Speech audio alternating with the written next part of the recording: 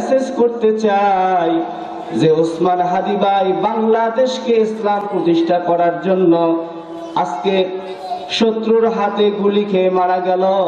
সেই ওসমান ভাইয়ের মতো আমরাও তৈরি হতে পারি কি পারি না? আল্লাহ রাব্বুল আলামিন আমাদেরকে ওসমান হাদির মতো সৈনিক হিসাবে কবুল করুক, বলি আমিন। এত এত ভালোবাসা মিছে অভিনয়, আসলেও পৃথিবীতে সবই অভিনয়।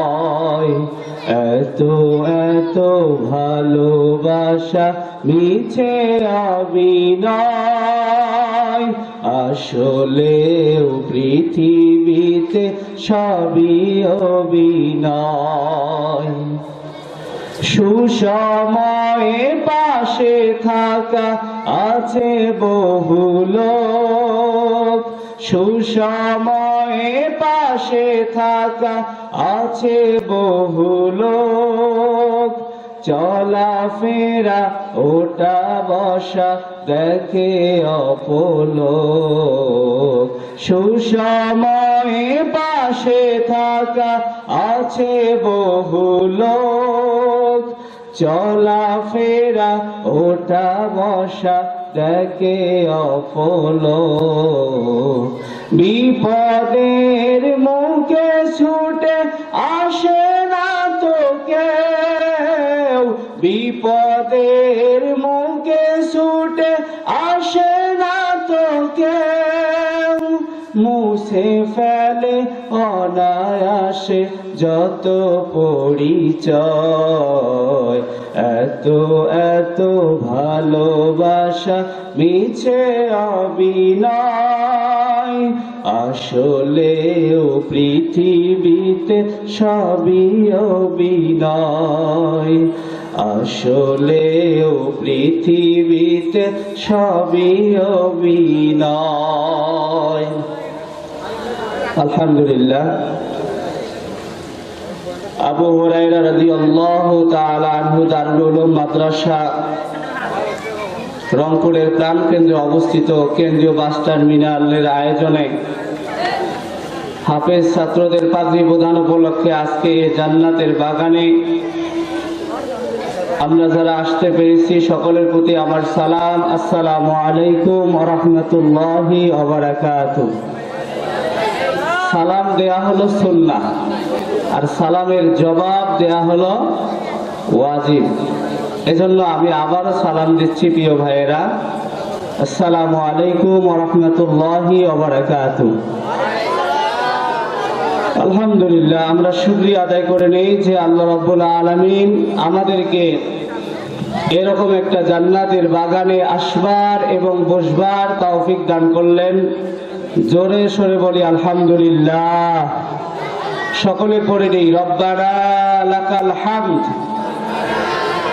হামদান কাসীরান তাইয়িবান মুবারাকান ফীহি ইয়া রব্বি লাকাল হামদু কামা ইয়ামবাগি লিজালালি ওয়াজহিক ওয়া আযীমি সুলতানিক। আমরা সর্বদাই এনি টাইম অল টাইম শুকরিয়া আদায় করব কার? আল্লাহ। শুকরিয়া আমরা আদায় করব তা আল্লাহ রাব্বুল আলামিনের ঘোষণা সূরাতুল ইব্রাহিমের 7 নম্বর আয়াত, লা ইন শাকারতুম লাযীদান্নাকুম ওয়া লা ইন কাফারতুম ইন্না আযাবি লাশাদীদ। বান্দা যখন আমার নিয়ামত পাবে, নিয়ামত পাওয়ার পরে নিয়ামতের শুকরিয়া যদি আদায় করতে পারে, তাহলে আমি আল্লাহ রাব্বুল আলামিন ওই বান্দার নিয়ামতকে বাড়ায়া দেই। বলি সুবহানাল্লাহ। আমাদের শেষ নবী, আখির নবী, সেই রাসূলের প্রতি মহব্বতের সহিত আমরা পড়ে নিই সাল্লাল্লাহু আলাইহি ওয়াসাল্লাম। সম্মানিত উপস্থিতি, আমি আপনাদের সামনে একটা আয়াতে কারিমা তেলাওয়াত করেছি। الدين عند الله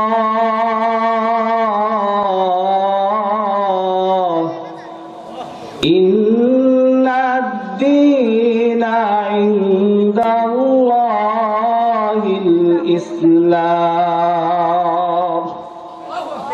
আমার আল্লাহ রাব্বুল আলামিন বলেন দুনিয়ার মধ্যে মানুষগুলো তাদের মন্ত্রগুলোকে পরিকল্পনা করার জন্য বিভিন্ন ধর্মের দিকে তোমাদেরকে আহ্বান করবে। এটাতে তোমাদেরকে কান দেয়া যাবে না। প্রিয় যুবক ভাইয়েরা, আপনারা খেয়াল করছেন আজকে আমাদের মাঝ থেকে এমন একজন ভাইয়ের জানাজা আমরা পড়াইছিলাম, সেই ভাইটার নাম হলো ওসমান হাদি। কথা বলেন ঠিক কিনা? এই ওসমান হাদি ভাই বাংলাদেশকে ইসলামকে প্রতিষ্ঠা করার জন্য নিজের কখনো সুখ দেখেন নাই, মানুষদেরকে বলে বলে বেড়ানোর জন্য নিজের জীবনটাকে উৎসর্গ করে দিয়েছেন। একটা মানুষ খুব ভালো করে মনে রাখবেন, তার জীবনের কতটুকু মায়া থাকলে দুনিয়াকে সে কিভাবে বরখাস্ত করে দেয়। যুবক ভাইদেরকে মেসেজ করতে চাই যে ওসমান হাদি ভাই বাংলাদেশকে ইসলাম প্রতিষ্ঠা করার জন্য আজকে শত্রুর হাতে গুলি খেয়ে মারা গেল। সেই ওসমান ভাইয়ের মতো আমরাও তৈরি হতে পারি কি পারি না?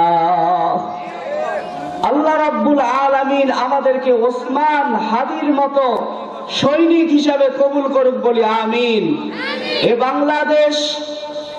বাংলাদেশ কারোর টাকায় চলে না।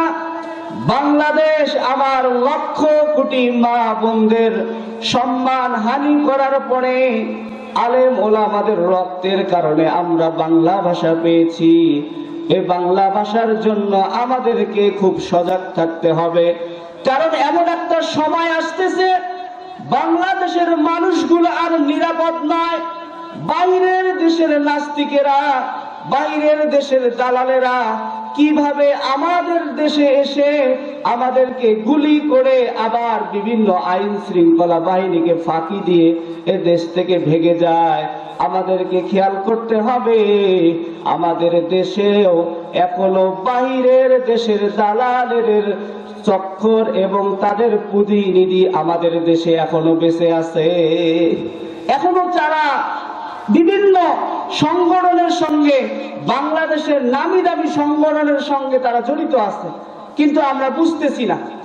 এজন্য দেখেন, একটা লোক গুলি করলো, গুলি করার পরে কয়েক ঘন্টা পর সে পালিয়ে গেল, আর দেশের কোনো খবর নেই। অবশ্যই আছে, কিন্তু সেখানে আগে থেকেই তাদেরকে এইভাবে বলা আছে যে তোমরা এভাবে যাবা, তোমাদেরকে সহযোগিতা করার লোক সেখানে রয়েছে। এজন্য আমাদেরকে খেয়াল করতে হবে, লক্ষ কোটি হাজার হাজার বেঁচে থাকার চেয়ে একটা ঘন্টা যদি ইমানের আওয়াজ নিয়ে, ইমানের বুলন্দ নিয়ে বেঁচে থাকতে পারি, আল্লাহ রাব্বুল আলামিন এই সময়টাকে কবুল করবে, বলি সুবহানাল্লাহি বিহামদিহি। বিপ্লব মানে জীবন দেয়া বসে থাকা নয়, সে কোনদিন আসবে না রে করো যদি ভয়। বিপ্লব মানে জীবন দেয়া বসে থাকা নয়, সে কোনদিন আসবে না রে করো যদি ভয়। লড়াইয়ের ওই ময়দানেতে যেতে তোমাকে হবে, প্রয়োজনে সব রক্তটুকু জমিনেই ঢেলে দেবে। কথা বলেন ঠিক কিনা? রংপুরের গর্ব আমাদের আবু সাইদ ভাই নিজের জীবনকে কিভাবে বিলিয়ে দিল। আমি একটা মিসাল দিচ্ছি এখানে বোঝানোর জন্য, আমরা নিজেকে বোঝানোর জন্য বলতেছি। নিজের জীবনকে কি কেউ বিলিয়ে দিতে পারে? কখনো নিজের মরণকে কেউ কি সঁপে দিতে পারে? পারে না, কিন্তু সহজে কেউ চায় না মরতে। আমার আল্লাহ রাব্বুল আলামিন বলেন, কুল্লু নাফসিন যায়িকাতুল মাউত, প্রত্যেকটা জীবই মরণশীল। এখান থেকে আমাদেরকে খেয়াল করতে হবে, রংপুরের আবু সাইদ সাইদ ভাই যেভাবে জীবনকে বিলিয়ে দিল ইসলামকে টিকিয়ে রাখার জন্য, আমাদের শিল্পী ভাইয়েরা বলে গিয়েছেন, বিপ্লব মানে জীবন দেয়া বসে থাকা নয়, সে কোনদিন আসবে না রে করো যদি ভয়। আবু সাইদ ভাই কখনো ভয় করেন নাই, ভয় না করার কারণে নিজের জীবনকে বিলিয়ে দিয়েছে বলি, কথা বলে ঠিক কিনা? লড়াইয়ের ওই ময়দানেতে যেতে তোমাকে হবে, প্রয়োজনে সব রক্তটুকু জমিনেই ঢেলে দেবে, কথা বলেন ঠিক কিনা? আসবে বিজয় রক্ত আর জীবনের বিনিময়, আসবে বিজয় রক্ত আর জীবনের বিনিময়, বিপ্লব মানে জীবন দেয়া বসে থাকা নয়, সে কোনদিন আসবে না রে করো যদি ভয়, বিপ্লব মানে জীবন দেয়া বসে থাকা নয়, সে কোনদিন আসবে না রে করো যদি ভয়। কোথা থেকে কোন ভিনদেশী শকুন আমার দেশে এসে সেবার নামে বসলো জুড়ে মির্জাপুরের বেশে, কথা বলেন ঠিক কিনা? কোথা থেকে কোন ভিনদেশী শকুন আমার দেশে এসে সেবার নামে বসলো জুড়ে মির্জাপুরের বেশে, ওদের করতে নাস্তানাবুদ হতে হবে নির্ভয়, ওদের করতে নাস্তানাবুদ হতে হবে নির্ভয়, বিপ্লব মানে জীবন দেয়া বসে থাকা নয়, সে কোনদিন আসবে না রে করো যদি ভয়, বিপ্লব মানে জীবন দেয়া বসে থাকা নয়, সে কোনদিন আসবে না রে করো যদি ভয়। আমার আল্লাহ রাব্বুল আলামিন মানুষগুলোকে জানায়া দেন, ও বান্দা খুব ভালো করে মনে রাখো, শীতকাল চলতেছে, আরামের বিছনাটাকে হারাম করে দিয়ে তুমি যদি একটা মাত্র জিনিসকে হেফাজত করতে পারো, তাহলে আমি আল্লাহ রব্বুল আলামিন তোমাকে জান্নাতের ওয়ারিস বানায়া দেব, বলি সুবহানাল্লাহ। إنهم على صلواتهم يحافظون أولئك هم الوارثون। ও বান্দা খুব ভালো করে মনে রাখো, আজকে দুনিয়ার মায়ায় পড়ে তোমার বাবাকে ভালোবাসতেছো, তোমার মাকে ভালোবাসতেছো, তোমার বাবা মা যখন এক সময় দুনিয়া থেকে বিদায় হয়ে যাবে, সেই সম্পদের ভাগ কিন্তু তুমিও পেয়ে যাবা। আবার যখন তুমি মরে যাবা, তোমার সন্তানগুলো এই সম্পত্তির ভাগ পেয়ে যাবে। কিন্তু আমি আল্লাহ রাব্বুল আলামিন তোমাদেরকে দুনিয়ায় পাঠাইলাম, ওয়ামা খালাকতুল জিন্না ওয়াল ইনসা ইল্লা লিয়াবুদুন। ও মানুষ, আমি তোমাদেরকে বানাইলাম একমাত্র শুধুমাত্র পরীক্ষা করার জন্য। আজকে মানুষগুলো, ছাত্র ভাইয়েরা, আজকে আবু হুরায়রা মাদ্রাসায় ছোট্ট ছোট্ট বাচ্চারা যখন আমরা রাত্রের মধ্যে ঘুমায় যাই, তারা ঘুম থেকে হারাম করে দেয়। আরামটাকে হারাম করে দিয়ে ঠান্ডা পানি দিয়ে উযু করে সুন্দর করে আলিফ লাম মিম যালিকাল কিতাব লা রাইবা ফীহ, কত সুন্দর করে তারা তেলাওয়াত করে। একমাত্র লক্ষ্য উদ্দেশ্য হলো হাফেজে কোরআন হওয়া, কথা বলেন ঠিক কিনা? তাদের এই মেধাটাকে খাটানোর পরে কত কষ্ট বিনিময় করে তারা হাফেজে কোরআন হবে। আজকে তাদের মাথায় পাগড়ি পরে দেওয়া হবে, তাদের সাফল্যের দুয়ারে আসবে। কিন্তু খেয়াল করে দেখেন, আমার আল্লাহ রাব্বুল আলামিন যে বললেন, ওয়ামা খালাকতুল জিন্না ওয়াল ইনসা ইল্লা লিয়াবুদুন, তোমাদেরকে আমি দুনিয়ায় পাঠাইলাম একমাত্র আমার গোলামি করার জন্য, আমার দাসত্ব করার জন্য।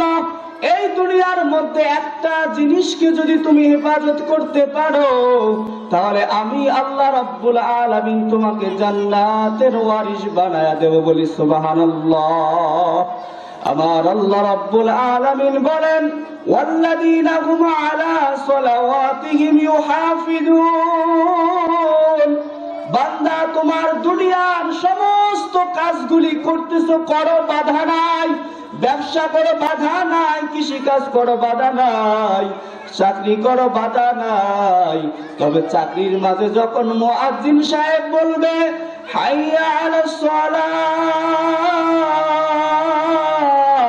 হাইয়া আলাল ফালাহ, আসো নামাজের দিকে, আসো কল্যাণের দিকে, তোমার চাকরিকে বন্ধ করে দাও, ব্যবসাকে বন্ধ করে দাও, ব্যবসা বন্ধ করে দিয়ে নামাজের জন্য হাজির হও। হাজির যদি সঠিকভাবে ইহতিমামের সহিত, গুরুত্বর সহিত যদি তুমি তোমার সালাতকে হেফাজত করতে পারো, তাহলে আমি আল্লাহ রাব্বুল আলামিন বলে দিলাম, উলাইকা হুমুল ওয়ারিসুন। আমি তোমার জন্য এমন একটা ওয়ারিস বানায়া দিলাম, সেই ওয়ারিসের মধ্যে কোনো ভাগ চলবে না। আমার আল্লাহ রাব্বুল আলামিন বলেন, সেই ওয়ারিসটার নাম কি? কোরআনুল কারীমে আসছে সূরাতুল মুমিনুন, আল্লাযীনা ইয়ারিসুনাল ফিরদাউস হুম ফিহা খালিদুন। এমন একটা জান্নাত, সেটা হলো সুখের জায়গা। সেই সুখের জায়গার মধ্যে কোনো দুঃখ থাকবে না, কোনো টেনশন থাকবে না।